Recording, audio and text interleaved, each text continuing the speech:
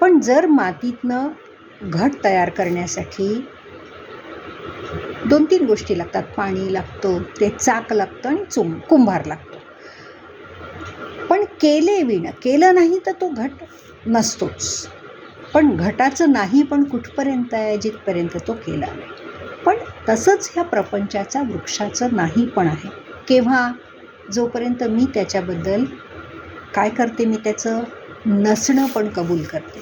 मी त्याच्याविषयीतलं ममत्व, मी त्याच्याविषयीचं सत्यत्व हे सगळं मी काढून टाकते. तर मग तो असूनही नसल्यासारखा आहे. त्यामुळे तो केव्हा झाला हे नाही माहिती, केव्हा नाहीसा होणार आहे हे नाही माहिती. याबद्दल बोलता येत नाही. त्याला अनादी म्हणतात. का बरं अनादी म्हटलं? कारण त्याची सृष्टी झाली, कबूल आहे. पण ही सृष्टीची निर्मिती कुणाच्या सत्तेवर झाली? परब्रह्म आहे म्हणूनच झाली. जर परब्रह्म नसता तर ह्या सृष्टीची निर्मिती करणं शक्य होतं का? नाही. त्याला स्फुरण झालं. तसंच घटातनं त्या मातीतनं घटाचं निरूप तयार करावं असं झालं स्फुरण, तरच ते होणार आहे. म्हणून सांगतात की त्याला अनादी, म्हणजे माती आहे, परब्रह्म आहे, पण घट असं आहे की नाही? घटाचं नाही पण कुठपर्यंत आहे? जोपर्यंत घट तयार नाही केलं. तसंच ह्या वृक्षाचं नाही पण आहे. परब्रह्माच्या ठिकाणी त्याचं मूळ स्वरूप आहे. परब्रह्म वाटलं त्याला तर तो प्रपंच तयार झाला. परब्रह्माला स्फुरण झालं तर प्रपंच आलं, नाही तर नाही. हे इथे नीट लक्षात ठेवायचं. अर्जुना ऐसेनी पाही, अद्यंतु ययासी नाही, माझी स्थिती आभासे काही, परी टवाळ गेत. अर्जुना नीट समजून घे की जी सुरुवातीला नाही आणि शेवटी नाही, त्याला फक्त आभास मात्र म्हणतात. मधल्या भागात थोडंसं आहे. एखादी वस्तू काय आधी नव्हती, पुढे राहणार नाही, फक्त मध्ये आहे, तर त्याला काय म्हणतात? आभास मात्र म्हणतात. मग तिथे मात्र त्याला खरं आहे असं नाही. आणि हे नीट समजून घे अर्जुना तू. हेच मी इथे सांगता येते त्याला आपल्याला की हे नीट समजून घे. ते सांगण्यासाठी पुन्हा आणखीन सांगतायत. खूप आपल्याला पुष्कळ तऱ्हेने ते समजावून सांगतात. ब्रह्मगिरीहुनी न निगे आणि समुद्रेही किर न रिगे, तरी माझी दिसे वावगे मृगांबू जैसे. आता ब्रह्म पर्वतावरनं गंगा निघते, तसं ब्रह्मपर्वतावरनं पण ती निघाली नाही. समुद्राला जाऊन मिसळली का गंगा? नाही. हे दोन्ही नाही, पण तरीही मधल्या वेळात, म्हणजे जेव्हा सूर्य डोक्यावर असतो, वाळवंट असतं, तेव्हा मृगांबू म्हणजे मृगजळाचं पाणी दिसतं, भासतं. पण त्याला सत्यत्व का नाही? की ते ब्रह्मगिरी पर्वताहून निघालेलं पण आपण पाहिलं नाही आणि त्याला समुद्रात जाऊन मिसळताना पण आपण पाहिलं नाही. त्यामुळे फक्त मधल्या काळात ज्या वेळेला सूर्य डोक्यावर आहे, ज्या वेळेला माळरान आहे, त्याच वेळेला मृगजळाचं अस्तित्व आहे, ते भासमान आहे. म्हणून सांगतात की त्याचप्रमाणे हा प्रपंच आहे.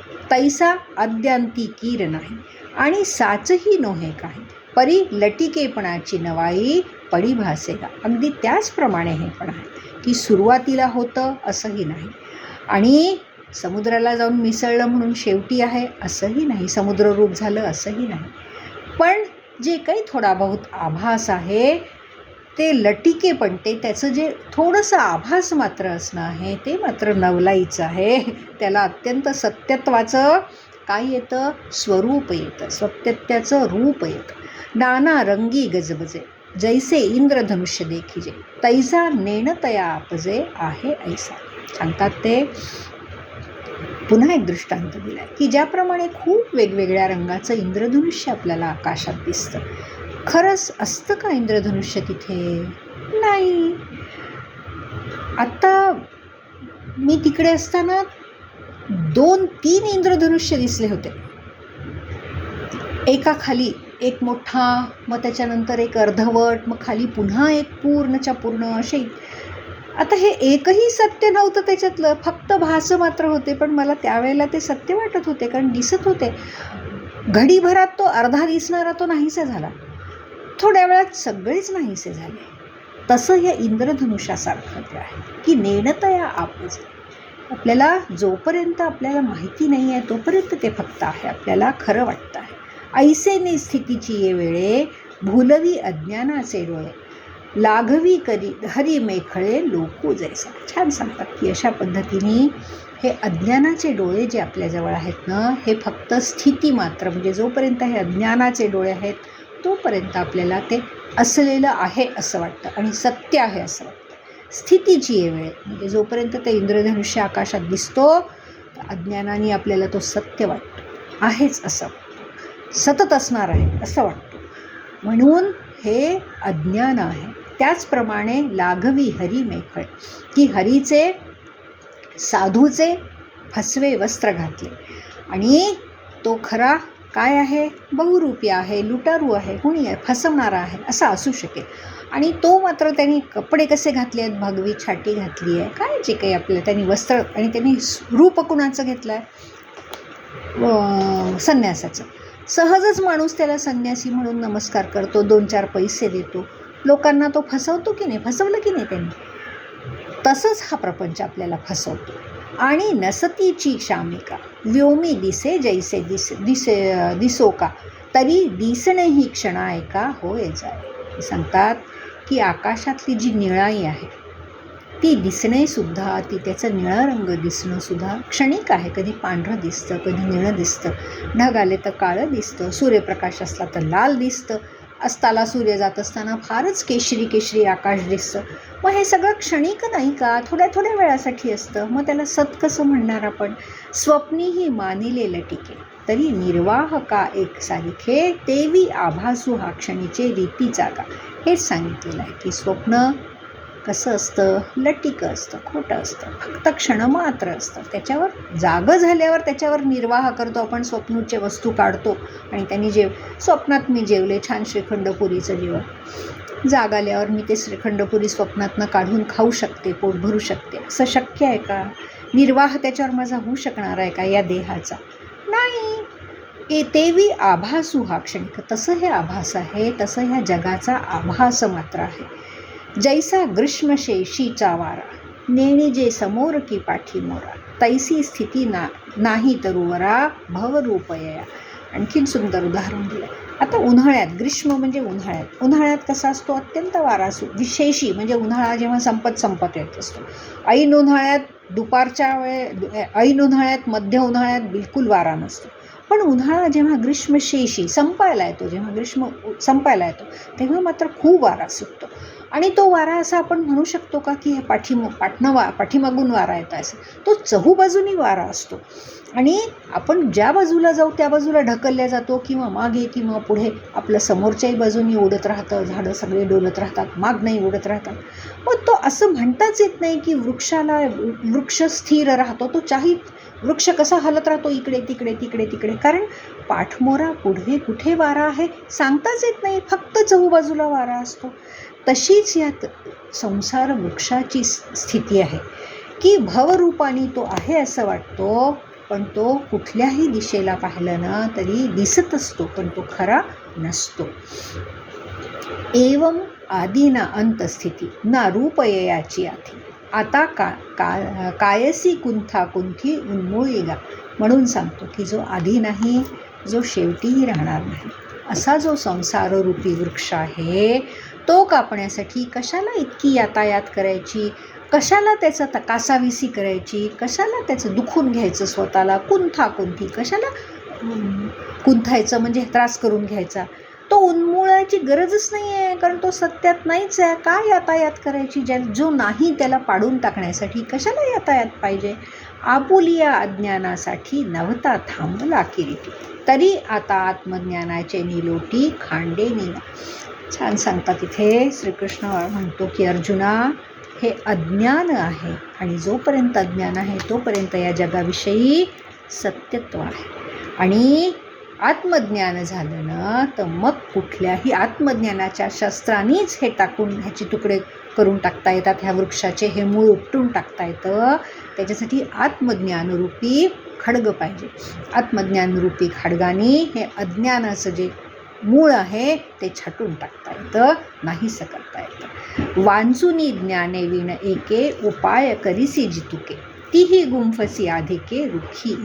छान सांगतात की अर्जुना, ज्ञान जर करून नाही घेतलं, समजून नाही घेतलं, तर ते विचारांनी हे तू नीट त्याच्यात काय म्हणावं त्याविषयी निर्धार नाही केला, तर तू कितीही अभ्यास केला, कितीही ज्ञान, हा ग्रंथ वाच, तो ग्रंथ वाच, हे उपाय कर, हा देव कर, तो देव कर, असं कितीही केलंस ना तरी रुखी ये, ते वृक्ष हा काही नाहीसा होणार नाही.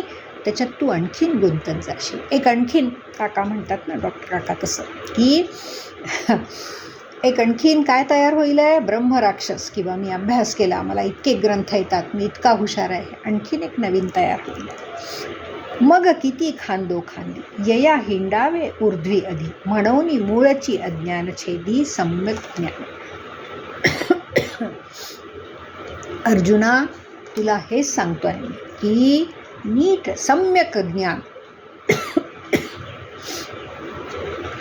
की अज्ञानरूपी मूळ जी आहेत ना, ती छेदण्यासाठी सम्यक बरोबर ज्ञान करून घ्यायला पाहिजे. त्याशिवाय तू कितीही खणलंस ना तरी हे काही जाणार नाही. वरचं खालचं किती छाटशील, किती छाटत राहशील. खरं समूळ छाटण्यासाठी, अज्ञान नाहीसं करण्यासाठी नीट समजून घ्यायला पाहिजे, सम्यक ज्ञान करून घ्यायला पाहिजे. एरवी दोरीची या उरगा डांगा मिळविता पैगा तो वावेची भरुगा केला जाय. आणि नाहीतर दोरीवरचा जो साप आहे, उरग म्हणजे साप. आता हा दोरीवरचा साप मारण्यासाठी तू कितीही मोठे मोठे बांबू आणलेस आणि त्याला कितीही स्वतःला त्रास करून, अगदी घाम गाळून, खूप आपटून त्याला जोरजोरात ताकदीने मारलंस तरी तो मरणार आहे का? नाही. त्याच्यासाठी काय करावं लागेल आहे, ज्ञानरूपी प्रकाश त्या दोरीवर टाकला की साप नाहीसा होईल आहे. त्याला कितीही काठीनी थोपटलं तरी तो मरणार आहे का? जो नाहीच तो काय मरणार? तरावया मृगजळाची गंगा डोणी लागी धावता दांगा माझी ओहळ बुडीजे पैगा साच जेवी. फार छान सांगतात बरं, हे तर खूपच छान सांगितलं. ते म्हणतात की आता मृगजळ तुला नाहीस, मृगजळ रूपी गंगा तुला पार करायची आहे, ती तुला ओलांडून जायची आहे. ते करण्यासाठी तू धावाधाव करतो. कशासाठी? डोणी तयार करायला. डोणी म्हणजे छोटीशी नाव. एक संध एका लाकडाला, म्हणजे एखाद्या झाडाचं असं पोखरून मधनं त्याची अशी डोंगी तयार केली. तर अशी जे डोंगा तयार करण्यासाठी, आणि ती कुठला डोंगा नाही, आपल्याला काय तरून जायचं आहे, तर मृगजळ रूपी गंगा तरून जायची. असं करण्यासाठी कोणची अशी डोणी आहे की जी तरू शकेल? जे पाणीच नाही ते तरण्यासाठी नाव काय कामाची? आणि ती नाव करण्यासाठी मी खूप धावाधाव करते आहे, इकडनं तिकडनं मी खूप कसत मेहनत करून लाकूड जमा करते आहे. त्याच्यात काय म्हणावं, एक खोलगट भाग तयार करते आहे. असं कितीही मी केलं तरी मी त्या पाण्यात बुडायची उरेन का, वाचेन का त्या पाण्यातनं? नाही ना. काय होईल माझं? दुसऱ्या बाजूनी माझी धमछाक होईल आणि त्याच्यातनं मरण्याची वेळ येईल. हे एवढ्यासाठीच सांगितलेलं आहे की ओहोळे बुडजे, असं हे मायेच्या प्रपंचात बुडून मरशील. जितका तू मायेत गुरफटून आणखीन काही करून स्वतःला सोडवायला जाशील, तितका मायेत गुरफटून मरण आहे. म्हणून साच जेवी, ह्याच्यातलं फक्त सत्यत्व काढायचं, बाकी काही करायचं. आता काय आपण प्रपंचात राहतो आहे, करतो आहे, मग काय नाही का जेवणार नाही का? समोर घरात आलेलं सामान आवरणार नाही का? जे काही पैशाचे विनिमय करावे लागतात ते करणार नाही? काय करणार नाही? फक्त हे सगळं व्यावहारिक सत्ता छान सांभाळायची आहे, काहीच त्याच्यात गडबड करायची आहे, प्रेम करायचं आहे सगळ्यांवर, सगळं करायचं आहे. फक्त ह्याच्यातनं सत्यत्व काढायचं आहे बस. आणि सत्यत्व काढण्यासाठी त्याच्यातनं गुंतणं किंवा त्याच्यातनं आसक्ती, बस हे एवढंच नाही समजायचं. तेवी नाथिली या संसारा उपायी जाच तया वीरा आपण पेलो पेवारा विकोपी जाय. की अर्जुना, हा संसार नाहीसा करण्यासाठी तू जास्तीत जास्ती उपाय करशील ना, तितका तू त्रास स्वतःला करून घेशील. कारण आपण पेलो पेवारा विकोपी जाय, जेव्हा खूप त्रस्त होऊन वारा स्वतःहूनच नाहीसा होतो, तेव्हाच त्याच्यापासून होणारा त्रास पण नाहीसा होतो. म्हणजेच काय की हा प्रपंच जो आहे ना अर्जुना, तो जसा व्हायचा तसा होणारच आहे. फक्त त्याच्यातनं सत्यत्व काढून तू तुझ्या जे काही तुला पंचमहाभूतांचा हा देह मिळाला आहे, बुद्धी मिळाली आहे, कुवत तुला दिलेली आहे, ताकद, ती त्याप्रमाणे तू तुझं निस्तार. फक्त काय करू नकोस, याच्यातनं सत्यत्व ठेवू नकोस. म्हणून अर्जुनाला ते सांगतात की तुला काय करायचं ते कर. असं नाही म्हणत की चल तुझ्या वतीने मी युद्ध करतो, नाही, तुला जे करायचं ते तू कर, पण फक्त हे असं आहे एवढं मी तुला सांगून देतो. तसं हे इथे सांगितलं की जेवी नाथिली या संसारा, म्हणून स्वप्नीचे या भया, ओखद चेवोची धनंजया, तेवी अज्ञान मुळाय या ज्ञानची खण. अर्जुना, जर स्वप्नाच्या भीतीतनं स्वतःला वाचवायचं आहे तर काय करावं लागेल, जागा व्हावं लागेल, झोप सोडून द्यावी लागेल. त्याचप्रमाणे जर हा अज्ञान नाहीसं करायचं आहे तर ज्ञानरूपी खड्गाने ह्या मुळाला, अज्ञानाच्या मुळाला छाटून टाकावं लागेल. काय अज्ञान आहे, मी देह अज्ञान आहे, जगसत्य हा अज्ञान आहे, हे सगळं ज्ञान कशाने नाहीसं करावं लागेल.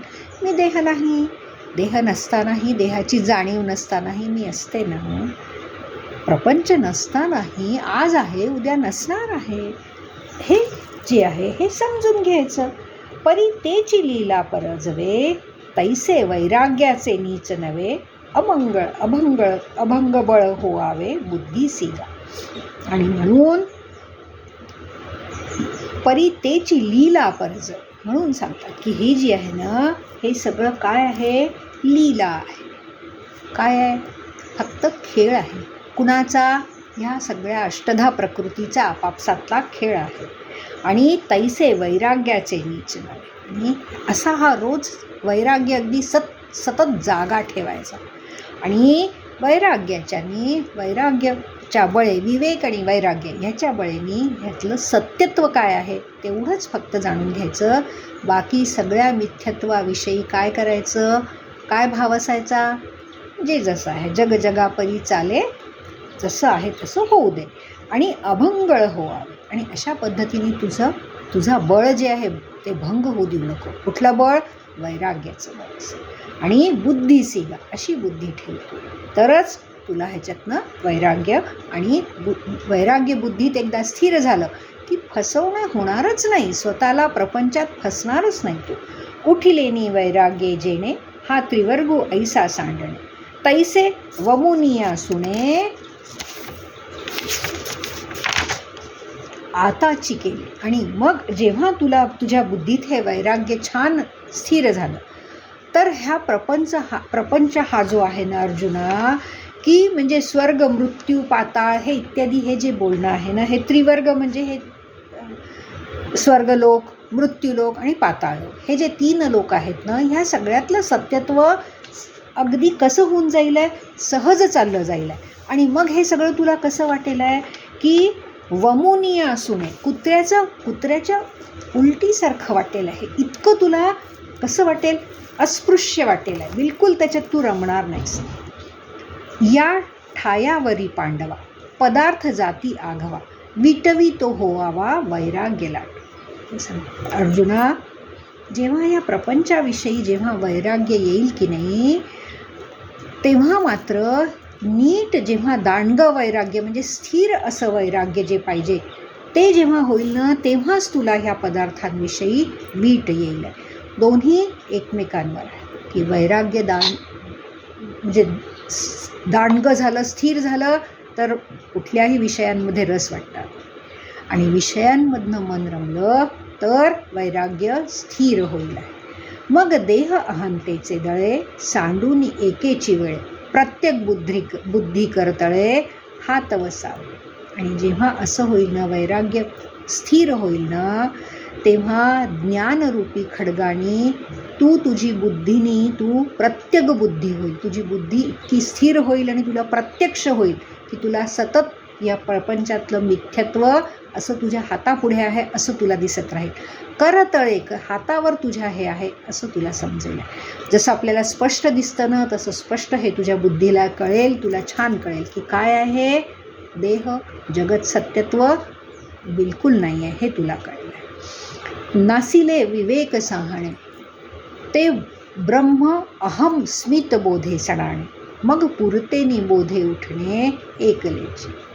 आणि असं जेव्हा विवेक नीट स्थिर होईल ना अर्जुना, तेव्हा ब्रह्म मी आहे, ब्रह्म अहम अस्मी हा बोध होईल.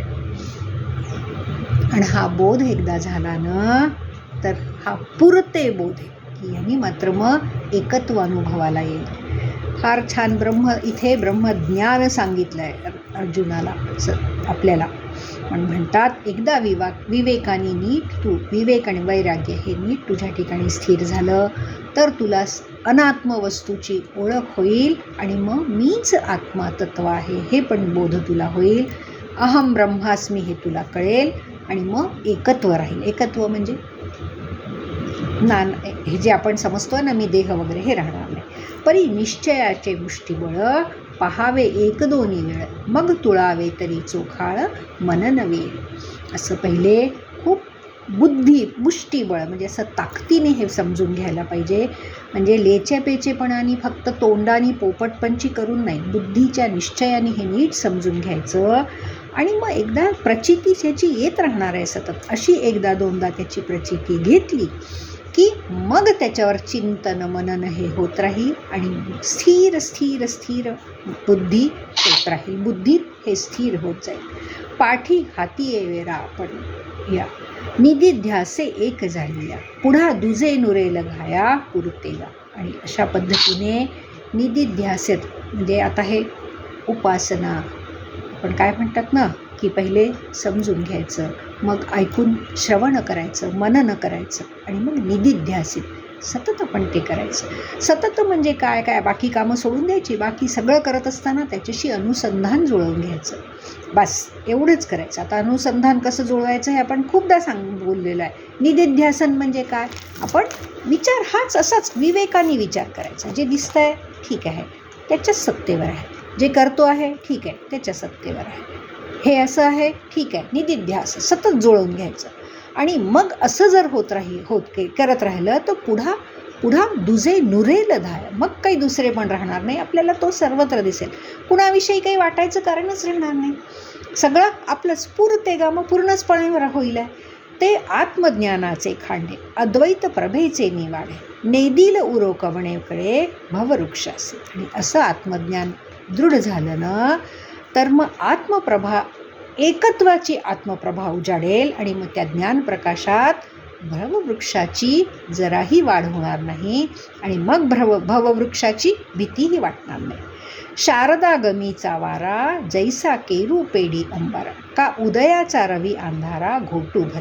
ज्याप्रमाणे शरद ऋतूत वारा अंबरात समावून जातो, मग काही तो असा वारा वाहत नाही सतत, तसंच एकदा का सूर्याचा प्रकाश झाला तर अंधाराचा सहजच घोट घेतला जातो.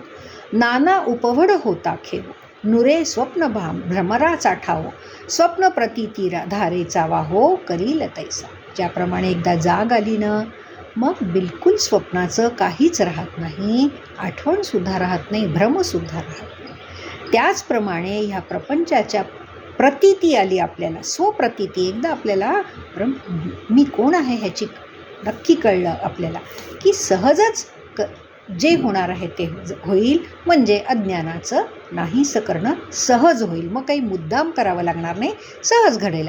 जाग आल्यावर स्वप्नातलं सत्यत्व जातं, तसं ज्ञान झाल्यावर या जगाचं सत्यत्व सहज जाईल. तेव्हा ऊर्ध्व का ऊर्ध्वीचे मूळ का आधीचे हन शाखा जाळ ते काहीची न दिसे मृगजळ चांदिनाचे. आणि अशा पद्धतीने एकदा का प्रकाश झाला ज्ञानप्रकाश तर मग मृगजळ दिसणार नाही. आणि मृगजळ नाही तर त्यातलं सत्यत्व कसं असणार आहे. म्हणून मग ऊर्ध्व वर एकदा ब्रह्म ठिकाणी जाऊन पोचलो तर ह्या शाखांचे जाळं आपल्याला काहीच करू शकणार नाही. प्रपंच रूपी शाखांचं जाळं जराही आपल्याला बाधणार नाही. ऐसे निगा वीरनाथा आत्मज्ञानाची या खडगलता छेदुनिया भव अश्वत्था ऊर्ध्व मुळात. आणि म्हणून अर्जुनाला वीरनाथ म्हटलं आहे. अर्जुना एकदा का ज्ञानाचं, आत्मज्ञानाची खड्ग तुझ्या हातात आलं आणि त्यांनी तू हे अश्वत्थचे भवसागर प्रपंचरूपी वृक्ष अश्वत्थ छेदून टाकला की कुठले ऊर्ध्व आणि कुठले मूळ मग राहणारच नाही काय. आता आपण इथे संपवू. 4था श्लोक उद्या पुढच्या वेळी. ठीक आहे. रामकृष्ण हरी. म्हणा मीनाताई.